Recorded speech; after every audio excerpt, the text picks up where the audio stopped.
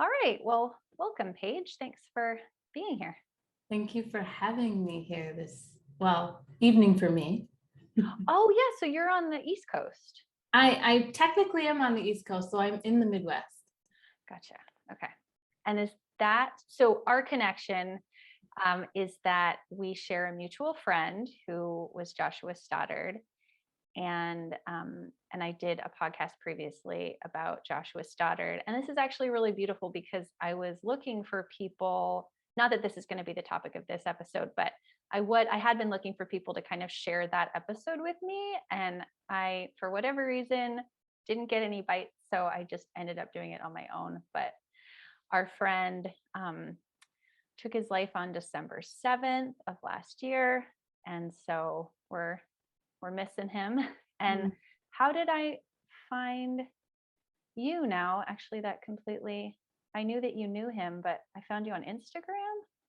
I commented on Right. the podcast when I found I took a little time off of work just to do some of my own processing, but it couldn't be in December with what I do.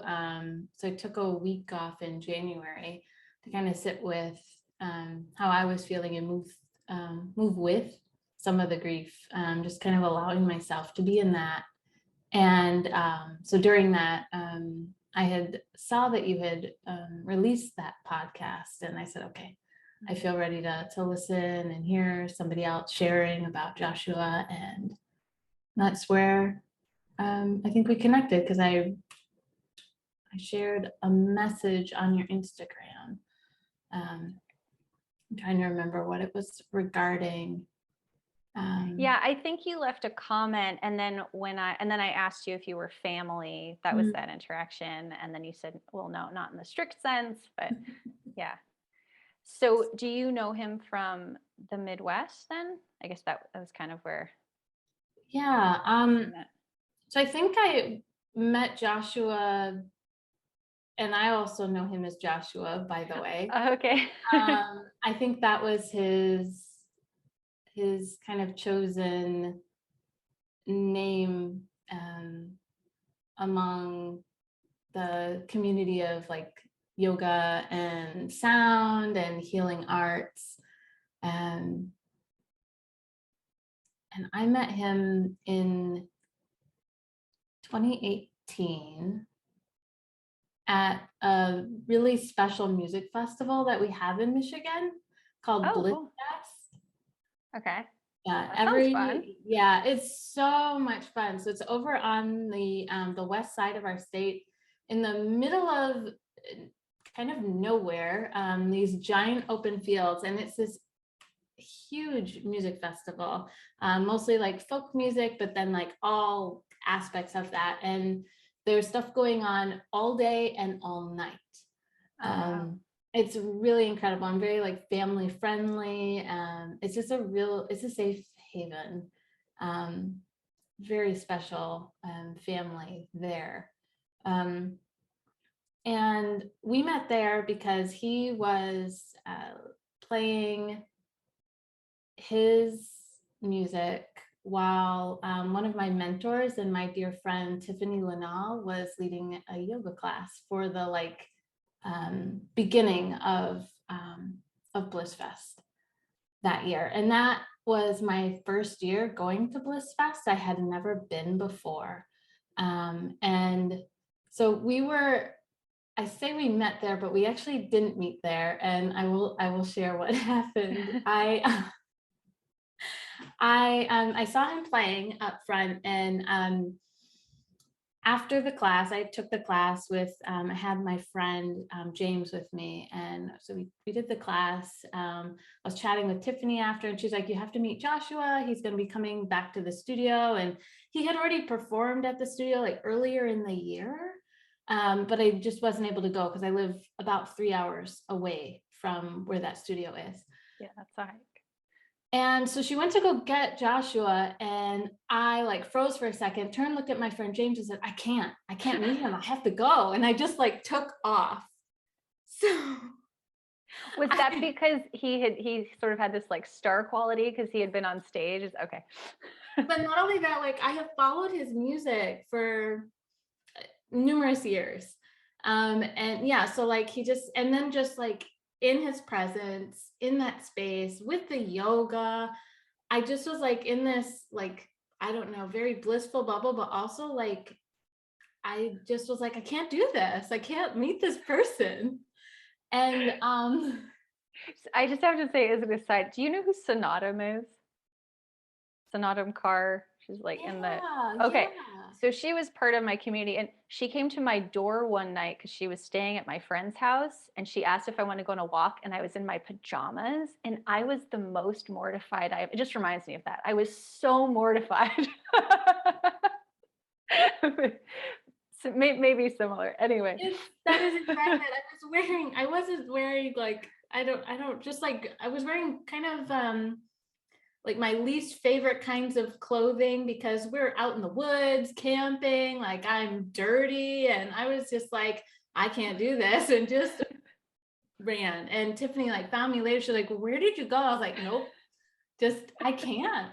And I couldn't figure it out. And then I watched him play. He did this incredible soundscape one of the other nights in this like dome. And somebody was also, while he was performing, somebody was creating these incredible colors everywhere. Oh, cool.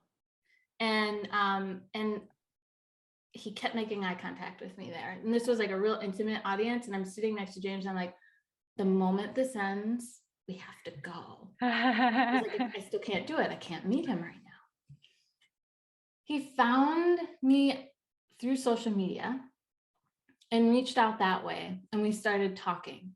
And because Tiffany had told him about me, like he was intending on meeting me, getting connected with the Alpena where I live, the Alpena community, to do some sound baths here.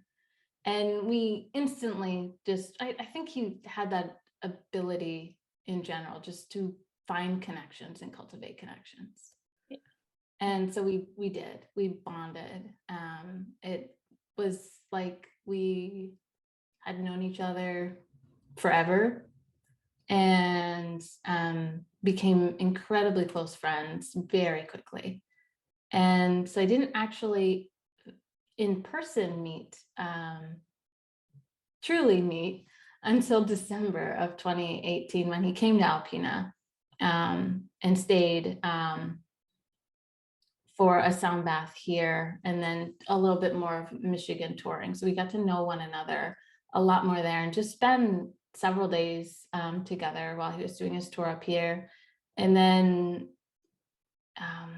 we got to meet up a couple of other times on various traveling where our travels intersected and just kind of harmoniously intersected. It just happened. And we both happened to be in the same places at the same time and could have dinner or set up another sound bath and yoga. And yeah. so, yeah. And you were talking about going in and moving your grief and doing that in the beginning, but that's not something you started doing as a result of this, right? This is something you've been doing for a while, or was this tell me about that? As a result of, it wasn't as a result of Joshua's death, right? Like this was some. No, absolutely. It was. This is not work that you were doing previously. No. Oh, okay. Okay. Yeah, no, just the grief from his loss in his physical life. Yeah. Oh, okay. Well, so how did you, I guess, know to do that? And did you have some sort of, I don't want to suggest that you need training in order to figure out how to move your body, but I'm just sort of curious how you came up with that, or what moved? Sure. So I would be very transparent, and I don't know that I've like shifted a whole lot. It's still very surreal to me. I think some of that is like I didn't get to the opportunity to like go to the memorial.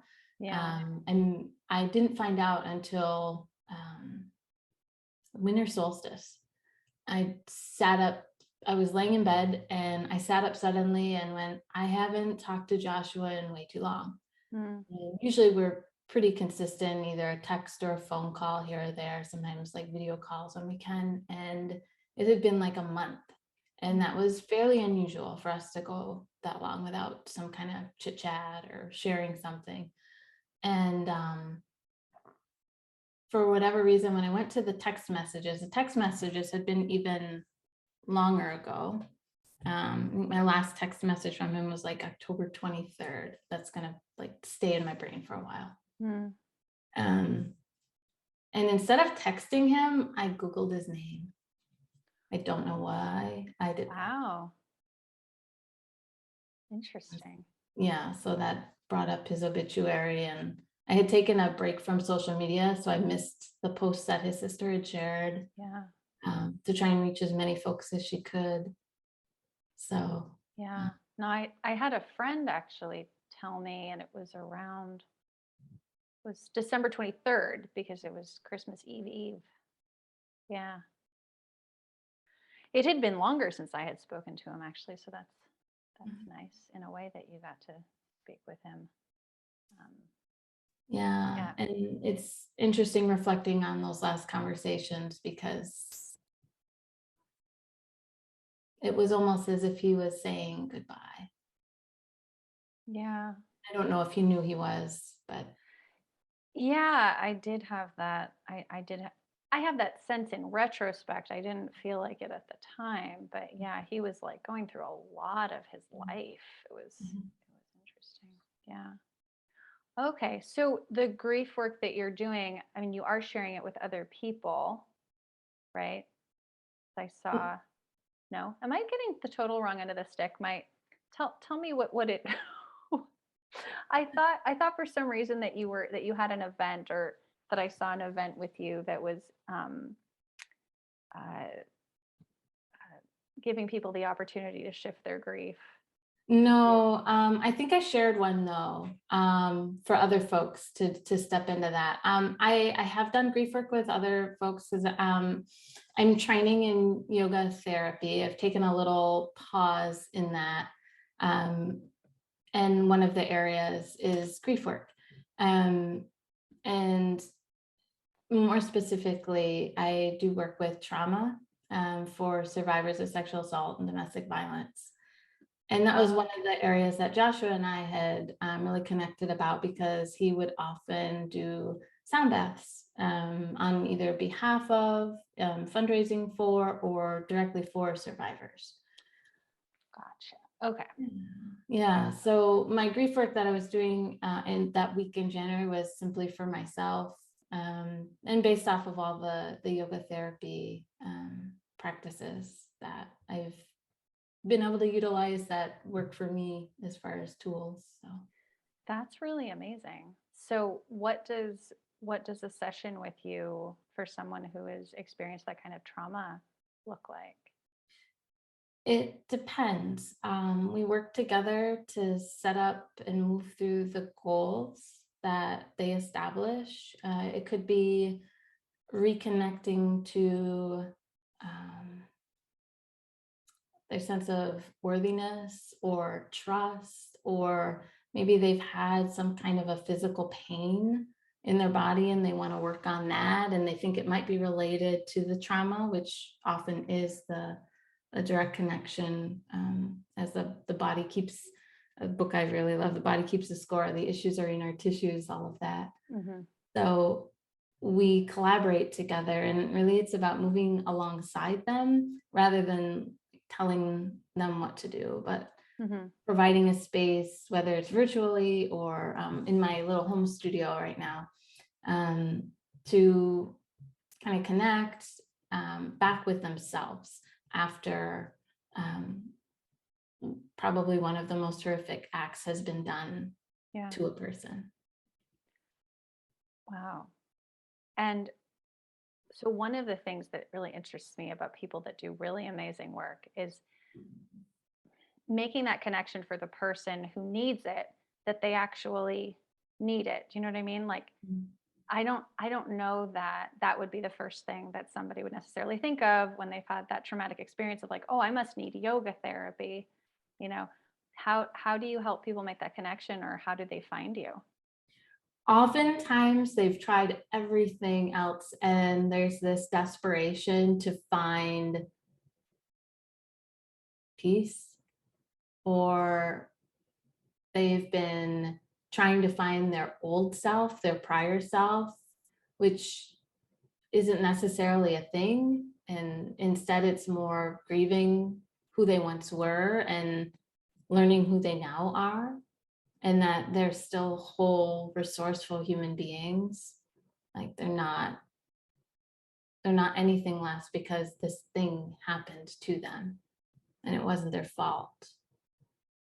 So there's a lot of processing through that and feeling a little bit safer to take the next breath. Wow. I had the beginning of last week, I had a very traumatic experience with a masseuse. And I'd never, in my adult life, that hadn't happened to me, but I experienced so much compassion, which I don't think I'd ever really, it had never really clicked for me for people who have experienced sexual trauma. How much trauma happens afterwards in the necessity of having, if you decide to tell the police, say, about something, the necessity of having to tell it over and over again and re-describe it and prove yourself. And do they believe me? Do they not believe me? The fear of people not believing you. I mean, so much more than just the act itself. That part was actually caused so much more anxiety for me than I would have ever imagined. Is that something that you find too? Absolutely. So of course, I'm sorry that you went through that experience, and you're absolutely describing the re-traumatization that occurs in having to disclose over and over again, and that questioning and wondering if somebody is going to believe you, or whether, if you're moving through the criminal justice system, like, is the system going to actually serve and support you, or is it going to go the way that oftentimes things are portrayed in the media, which is a truth that does, in fact, oftentimes, most of the time, abusers are not held accountable for their actions. So finding what feels like justice and flow for each individual is unique to that person. And it may not look like going through the criminal justice system. It doesn't have to look like that. Right. And that's a lot of the work I do with my day job, if you will. I work for a sexual assault and domestic violence nonprofit in Northeast Michigan. Oh, wow. Wow. And what does the nonprofit do specifically? We work towards supporting survivors as well as their families, all the secondary survivors that also are affected by trauma in whatever ways that they determine are their goals, and what supports them, and all folks that have to do to receive services with us is identify as a survivor. And all the services that we provide are free to anyone that identifies as a survivor, whether it's stalking or domestic violence or dating violence or sexual violence. Wow. And I think there was another part to your question that I'm now completely blanking on. Oh, it was a very, yeah. I won't hold you to it because now I don't remember either. That's the acute of it, I guess. Yeah. Working with the survivors. The second layer to that is we, as an organization, work towards systemic change. Okay. No, I just asked you what specifically they did. I was actually thinking about my other long-winded thing, but that was fairly short. So yeah, that was all I asked, and you did answer it. Yeah. So I'm curious because the grief work really intrigued me, because one, that was something that Joshua was like very passionate about talking about, was grief and how like difficult it is to move through. And he felt like he never really got through it. And I know from people who have lost Like my mom, I know she talks about it like being kind of like a jacket you put in the closet that it's always there, but you just don't wear it as much anymore. You don't wear it every day. You just wear it less and less, hopefully, I guess, but it doesn't always go that way. Do you see a similarity in the process of dealing through grief and through trauma? Are they similar in your mind? Absolutely similar. Moving through trauma healing is grief work. There are many layers to it, but just like how something can bring up grief, something can bring up or trigger trauma. And so it's like, as much work as you think you've done and you're like, oh, I'm done with that, this thing happens, maybe it's a smell or you hear a song or something reminds you, and you're right back there. Right. So some of the work around trauma is, one, getting to know what the triggers are, and then what are the kinds of things that support me when I'm triggered.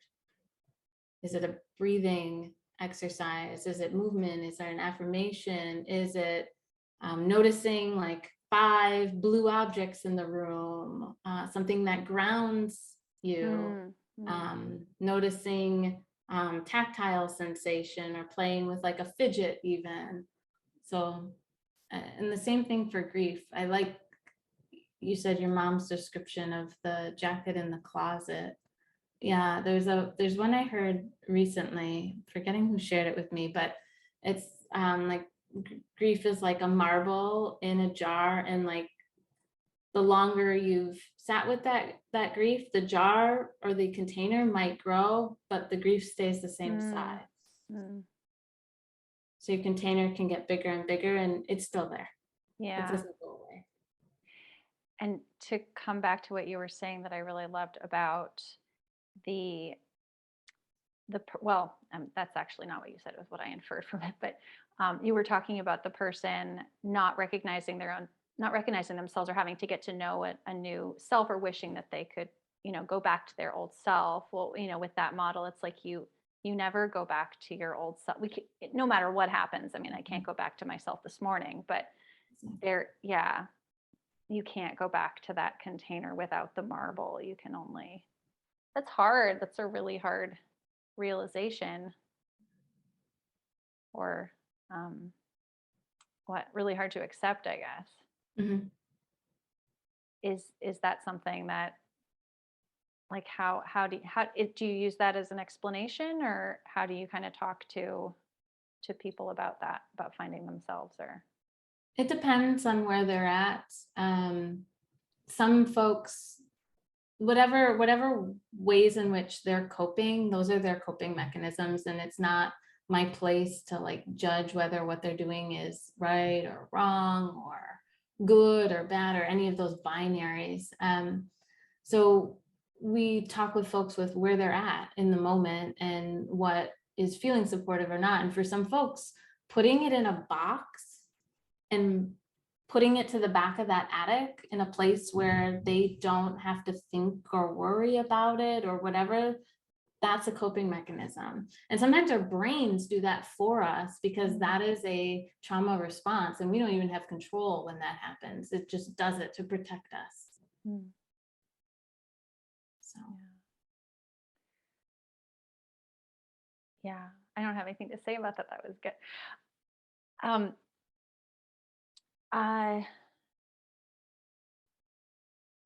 right,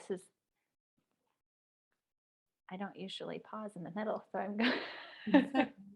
it's a lot of like heavy. It's a lot of stuff to reflect on. Yes, it is definitely a lot to reflect on. I'm wondering about that box in the attic too. Like, I mean, everybody has boxes in the attic, right? And this is just another one. Yeah. For some. Yeah. How do you feel about triggers? Because I know we've kind of moved to like a very, in the way that we talk about trauma. I mean, thank God, there are more people taking these kinds of things seriously, and the narrative around this, I feel like, is evolving. to a degree in most circles, or a lot of them. But how do you feel about, oh, I totally lost my train of thought. Anyway, yeah, I totally lost my train of thought. Wow. Regarding triggers? Yes. Oh, regarding triggers. Thank you so much. Yeah. Yes. How do you feel is the best way to address people's triggers? Because I think one of the ways that as a society it's like, well, okay, let's just not do this because then we can. It's sort of like to let's change everything so that it doesn't trigger anybody, which of course isn't, you know, going to work for everybody. But do you feel like to a degree that works or not at all, or we could do better? Like how do you feel about that? That is such a layered question. I know that's going to keep you going for a while. Um, so there is no way for me to guarantee somebody's safety. Hmm. And there's no way for me to know every possible thing that could trigger somebody. So I teach trauma-informed yoga classes, and the most important part of those is putting the power and control back into their hands right at the beginning of the class, like letting them know that it's their space in their class. And if they want to change anything they're doing, step off the mat, take a bathroom break, or like go into a particular pose that feels really good, like that's for them. And I'm just there as like support and offering suggestions for them to explore. But there could be a word that I say that brings things back in, or a phrase, or maybe I'm offering some kind of visualization at a beach, and somebody, that's their trigger, is a beach for whatever it may be. So it's so important to acknowledge that at the beginning of a class and to normalize that triggers are real, and empower folks in themselves to get to know themselves again and learn about what those triggers are. Because unfortunately, we don't live in bubbles, or maybe it's fortunate, I don't know, but like there's no way to always be in a space that no trigger is ever going to happen. So instead, what are the tools that'll support me when these triggers happen? So I do appreciate things like at the beginning of like a really violent scene in like a film, if there's like a trigger at the beginning, or like on Netflix, they'll have like trigger warnings at the beginnings of certain episodes of whatever it may be. I find that supportive. Because then I can make the decision, all right, am I going to step into this space, or do I want to decide this isn't for me right here, right now, and I'm not going to do that. So I think trigger warnings are an opportunity to allow people to make decisions for themselves. So like in a class, if I were to give a trigger warning and then something is triggered in someone, but they're not allowed to leave, that's not offering that autonomy that everyone should have, that autonomy in that space. Right. So, yeah. That brings up another thing in my mind that I find really beautiful about that structure, because so many of us, most of us, right, were raised in like the school system. We were raised, thinking that we should listen to any adults, and when you grow up, or as you grow up, you realize that not all adults are trustworthy. Not all teachers are going to treat you nicely. You can't just expect that anybody that you've given your power to and have really been trained to give your power to is worthy of that or is trustworthy. And so for myself, I find it so difficult to leave those kinds of situations, because it's like, well, I entered this situation, and so now I am beholden to the rules of this, of this thing, which is of course ridiculous. I mean, I'm an adult, I can leave any space, but it doesn't feel that way sometimes. It's like, it's kind of a mind fuck.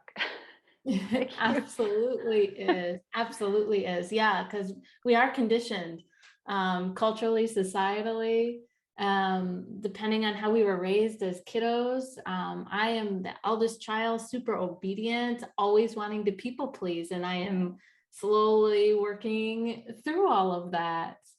And yeah, it's not always as an adult an easeful thing to set a healthy boundary or to walk away when something's not serving or supporting. So Yeah. it's so real.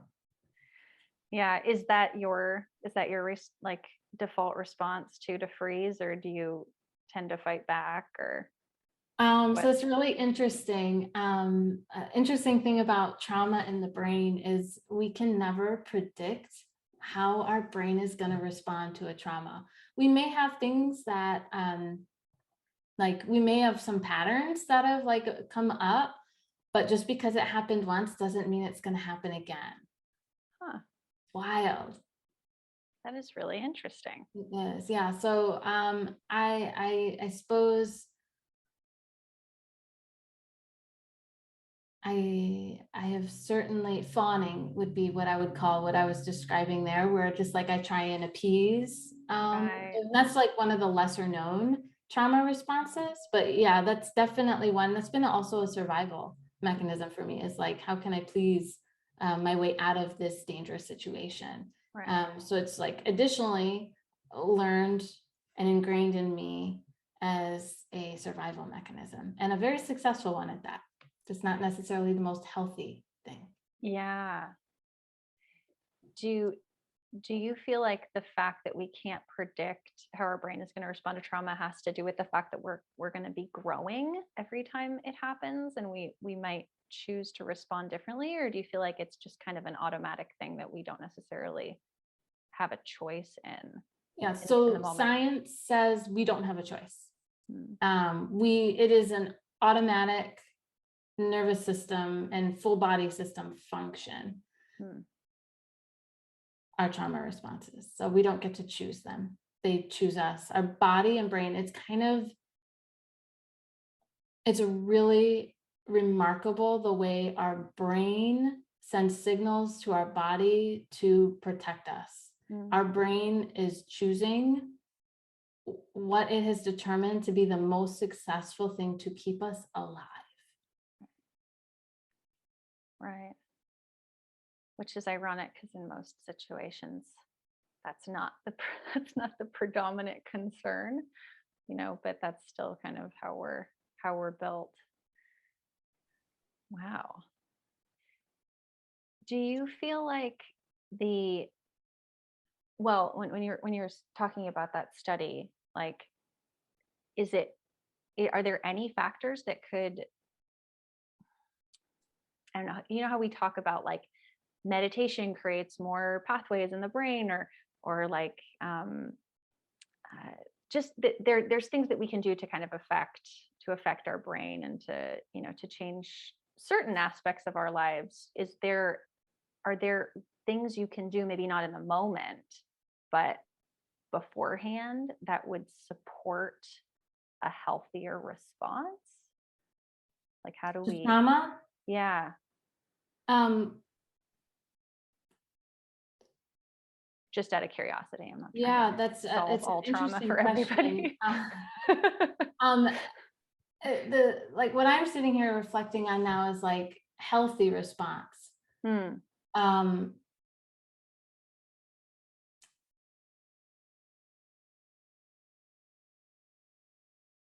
no, is a short answer. Mhm. We can't do that, but our society, we like to think that we can. Right. That's why we put so much weight and blame onto individuals who are like assaulted, that if they would have done this, then the assault would not have happened. Right. If they would have carried pepper spray, or if they would have had self-defense classes or boxing or something else, that it wouldn't have happened. But if that were true, then why is it that somebody, say in the military, who has had lots and lots of defense classes and is an expert in that field, will ultimately have a freeze response if they're being assaulted? When they have all those tools, they've built all of that. And the answer is because we don't get to choose what our body and brain responds with. And that's scary. I wish we could impact it more. But also it's incredible because our bodies and brains are adapted to do their very best in a terrible circumstance to keep us safer. So it's, we may not see that as healthy, but it's protective. Yeah, I feel like if more people, I mean, honestly, I don't think I even considered this before this conversation. Like, I feel like there would be so much less shame, especially because this is where I feel like the most important part of the shame, especially in the person who's been assaulted, of like, why didn't I do something? You know, and that's, I don't know that that message that you just shared is necessarily like being repeated over and over again for those people. I mean, luckily I have like, I know amazing people. And when I called my friend and told her what happened to me, and this was not like on a level, on like the grand scheme of things. I mean, you've probably dealt with it, but it was traumatic to me. And her, like, one of the first things she said was like, you did what you needed to do. Cause I was really pissed off with myself for just freezing. You did what you needed to do. You did nothing wrong. You know, she just kept repeating that kind of thing, and which I'm sure you also do. But I can't imagine that that's like the predominant message that is being shared, especially internally, maybe with, you know, when we're reflecting back on our own trauma, which is, essentially we punish ourselves over and over again for being a victim. Which, yes, absolutely. And you have a very good friend. I do. Yeah. You kind of have to have experienced something to really understand like how it could have happened. Because if I had never experienced, this wasn't the first time, but like it was fresh in my mind. If I had never experienced anything like that, I wonder, could I understand how that could even happen? I don't know. That's a great question. I don't have the answer to that one. Yeah, But I mean, we have some level of empathy as human beings, and of course, different levels of empathy from person to person. But yeah, a person's experience and what traumatizes one person could completely unfaze another person. Like they may not have a trauma response to some, like if a very same, so if an auto accident, this is a good example of that. Like two people in the same auto accident can have vastly different experiences and walk away from that with vastly different amounts of trauma, some with none, and others it could be extreme, from the physical healing that has to happen to mental, emotional, spiritual. right. You would hope, I guess, you would hope that you would be able to show, you know, the empathy asked of you in any given moment. But I find that it does happen to me. I'm not sure if this happens to you, where like there are just certain things that I can't relate to. Not that I would like make fun of somebody for experience, but there are certain things I'm like, okay, you know, I'm definitely here for a hug, but I don't totally get this. Absolutely. Yeah. We're human. What else do you want to share about your work? There must be, like, I noticed you played the violin. I did, yes. That's where music first really landed with me. Well, I don't even know that I can say it. That's the first instrument that I picked up. But music's been in my life since probably longer than what I can remember.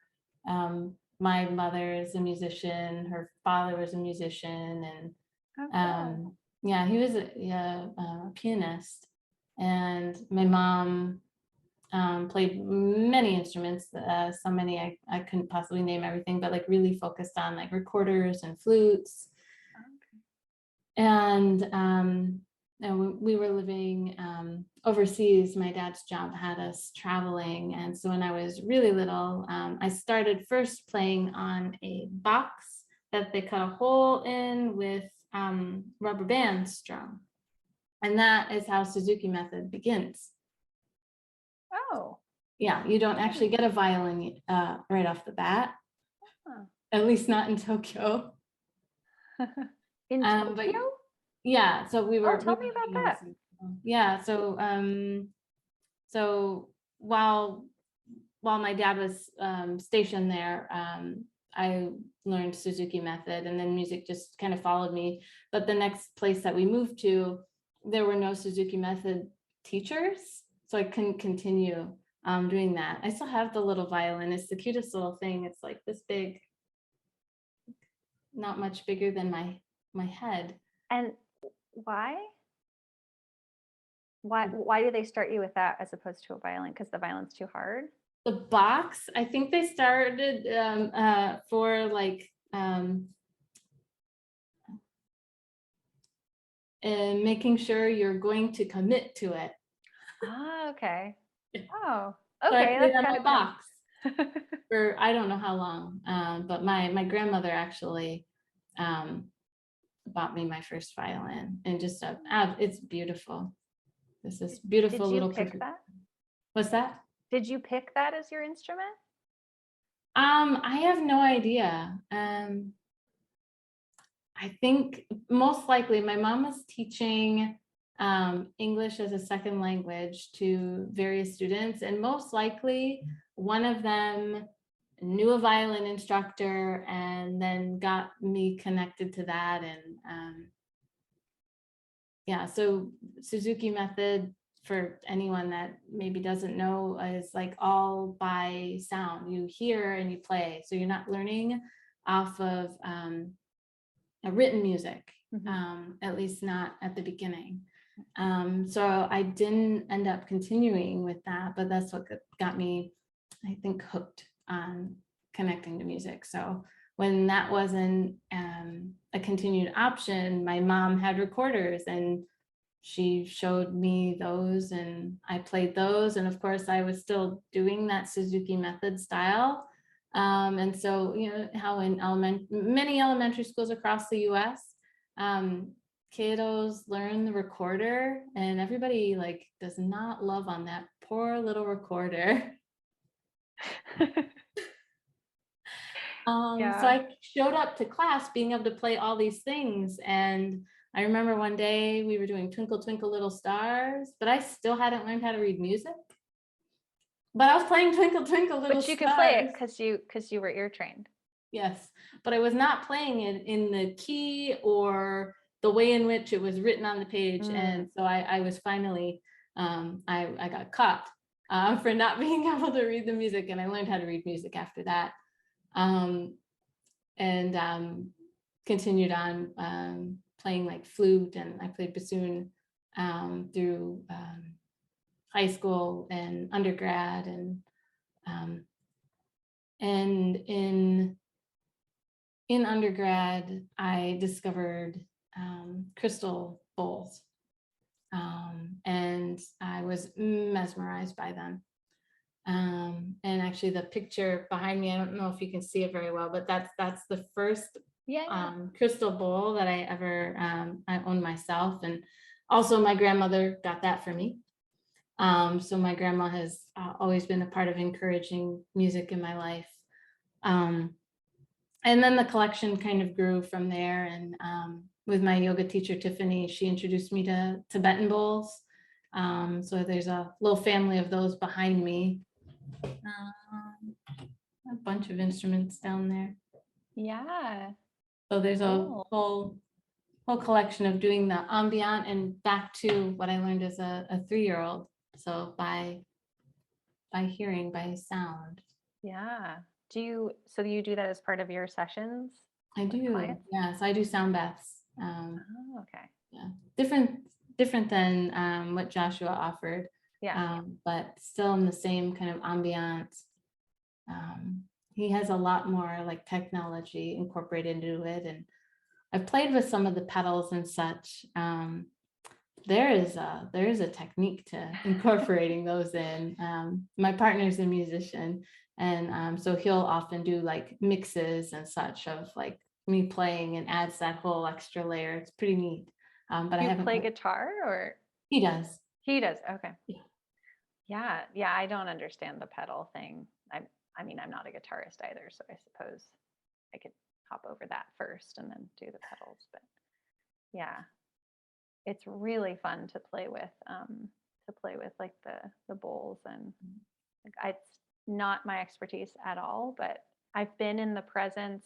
Actually, one of the coolest experiences I had is there's an artist called Ashana, and I sang with her once, and she has like she joked once that like she doesn't own a home because she has so many crystal bowls. But she brought this one that had, I can't remember what she said about the frequency, but it had something to do with the mantra we were chanting, and she played it through the whole thing, and man, did it amplify the experience.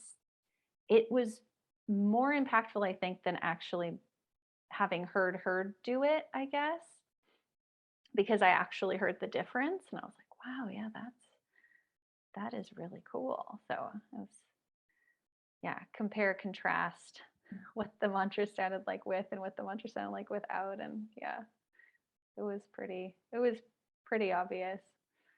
Yeah. I love that. Yeah, there's so many different things to do with the bowls, and how they can add or enhance, or the ways in which folks do sound baths, or sometimes they call it like sound healing. Um, Oh, we can come back to that. I wanted to ask you first, because I had a conversation with Joshua about that too, about the healing word, the H word. Do you, or how long did you live in Japan? um, 3 years as a kid, and then during my undergrad, I lived there for 8 months. Oh, cool. You did like a semester abroad, or? Yeah, yeah. Oh, fun. I made a friend who lived in Tokyo, who came to my college in the US, and I ended up going and visiting her afterwards. So that's my only experience in Japan, but I really, really liked it. How much time did you get to spend there? Like 2 weeks. Oh, that's the perfect Yeah. like visit if you're gonna dip in um to Tokyo. That's wonderful. Yeah. Yeah. Were you in the city, or were you somewhere? Yeah. Oh yes, I lived in a smaller like um district, or I don't even remember what in the world they're called. Near Shinjuku, Okay. which is a very big Yeah. uh, city within the city. That's so cool. Um, and was that weird for you coming back? Must have been. Uh-huh. Yeah. Yes, it was wildly disorienting coming back. Reverse culture shock, and just being surprised over and over and over again by my American friends. And I think probably the bigger shock was going from living in Tokyo. I was going to Jochi University, which is a really big university, Sophia University in English, and going home to a very, very small liberal arts college of like 2,000 people. It was very disorienting. I can imagine. I went from Tokyo. Well, I did a little bit of the other place. I went to Kyoto too, but when I left Japan, I went to Australia, and I remember being like really shocked by the amount of skin being shown, which is weird because I'm from the like I haven't seen people's bodies, right? But just by comparison, I was like, wow, this is like totally. People are so, you don't actually notice it. It's not like they're, wearing burqas or, like, or anything like that, but it's like very, I don't think I noticed how modest the clothing was because it just looked cool, you know. Mhm. But then you go to Australia and it's like beach wear and cleavage and, short shorts. And I was like, wow, that, what, I don't know, the things you don't really notice, I guess, when you're not comparing it to something else. Absolutely, yeah. Tokyo fashion is its own thing compared to like the rest of Japan. Like you can wear things in Tokyo that I wouldn't dare wear outside of Tokyo, because of that. The I guess more modest or respecting the cultural norms there. Yeah. Um, I was in Tokyo in 2008, and I imagine it's very different now. But what you're describing, like the upper bodies being mostly covered, that was fashionable at that time. But then all the young people, the forward movement of fashion was like very leg heavy. So the shortest Oh, right. skirts and shorts at that time, that was really in style. Right. Yeah. That's true. Yeah. But then the socks go so high, so it's only like a yeah. So coming back to this word of healing, because I'm fascinated to like hear what, we only have a few more minutes, but if you want to tell me kind of what, if you have an opinion on whether that's a useful term or you're comfortable with it or not, Um, Joshua and I had lots of conversations around this because I think um, I used to use the term sound healing, as well as I think Joshua used to use the word sound healing. And we both switched to sound baths around the same time. And I think it for me, it had a lot to do with like the overuse of the word healer.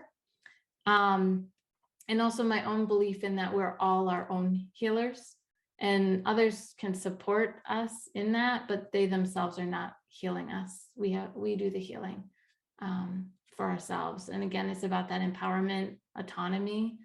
Um, so for me, it just feels right for me, but that doesn't mean that has to be the way it is for everyone. So for me, I prefer sound bath as opposed to somebody referring to me as a sound healer. So I'm a musician, a yoga instructor, who performs sound baths or ambient soundscapes. Oh, you're muted. I am muted. Sorry, I'm typing up notes as you talk, so I don't want you to hear the typing.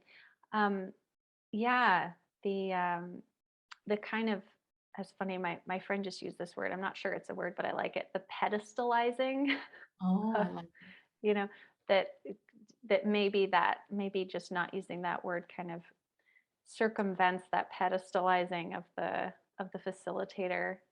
I think it's in the human psyche, honestly, just to do that anyway. But maybe that gives them just a little extra permission not to do that or to see themselves in a more empowered light.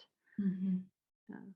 Yeah, that was for me, it was about not having that power over somebody else or them becoming reliant on me, but recognizing that like I'm there to support them and they have the tools. They have everything they need. They just have to find that belief in themselves. I like that. Do you want to share with everyone how they can find you and how they can learn more about your offerings? Oh, sure. My website is karmicrootsyoga.com. And that is probably the best way to reach me. I also have a Facebook, Karmic Roots Yoga, there as well. And all of the offerings are posted there.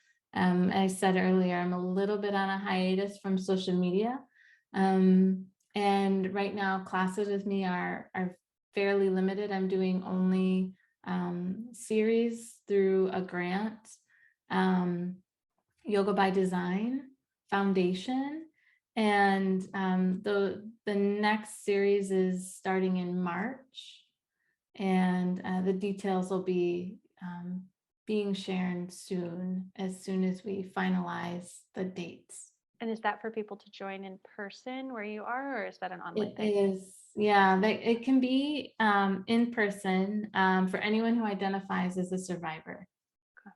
So they're being hosted at Hope Shores Alliance, but that doesn't restrict a person in any sense. They can reach out and we'll get them connected. Well, all right. I will share that in the podcast description box so you can easily click on that. Thank you so much, Paige, for being willing to do this and to share with us. Bye. Have a great Thanks for day. having me.